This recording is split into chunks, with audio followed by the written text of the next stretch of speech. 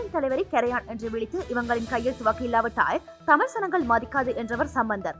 தலைவரின் பேர்கள் புலனாய்வு பிரிவின் முல்லைமதி. காலம் சென்று தமிழ் மக்களின் தலைவராக கொள்ளப்படும் ரா சம்பந்தன் தமிழீழ விடுதலை புலிகளின் தலைவரை கரையான் என விழித்து இவங்களின் கையில் துவக்க இல்லாவிட்டால் தமிழ் சனங்கள் மதிக்காது என சம்பந்தர் மூடிய அறைக்குள் நிகழ்த்திய உரையாடல் ஒளிப்பதிவு தங்களிடம் சிக்கியதாக தெரிவிக்கின்றார் புலனாய்வு பகுப்பாளர் முல்லைமதி. இவர் தேசம் நேற்றுக்கு வழங்கிய சிறப்பு நேர்காணலில் சந்திரிகாவின் தீர்ப்பு போது உருவான காலகட்டத்தில் கொழும்பில் நடைபெற்ற சந்திப்பிலேயே அவ்வாறு சொல்லியதாக புலிகளின் புலனாய்வு பகுப்பாளர் முல்லைமதி தெரிவித்தார். தமிழீழ விடுதலை புலிகளிடம் பல்வேறு புலனாய்வு கட்டமைப்புகள் இருந்தன. பெரும்பாலும் பொட்டமானி தமிழீழ விடுதலை புலிகளின் புலனாய்வு பிரிவினை இயக்கி வந்தார்.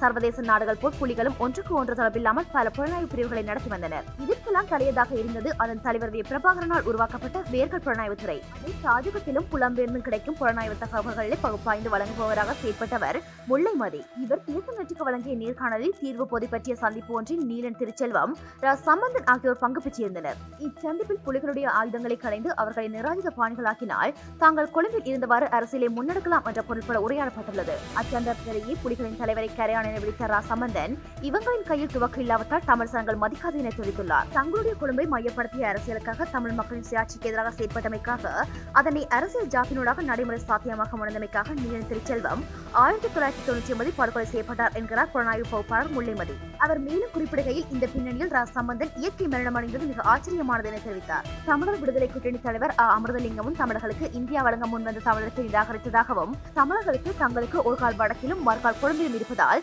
பிரிவினை வேண்டாம் என இந்தியாவுக்கு அனுப்பிய கடிதம் தங்களிடம் சிக்கியதாக முல்லைமதி தெரிவிக்கின்றார். அதன் காரணமாகவே தலைமை அமிர்தலிங்கத்தை படுகொலை செய்கின்ற முடிவை எடுத்ததாக தெரிவித்தார். தமிழீழ விடுதலை புலிகளின் பொறுப்பாளர் முல்லைமதி தேசம் நேற்றுக்கு வழங்கிய நேர்காணலில் தமிழீழ விடுதலை போராட்டத்தின் இறுதி வரை அறியப்படாத பக்கங்களை வெளிச்சத்துக்கு கொண்டு வந்துள்ளார்.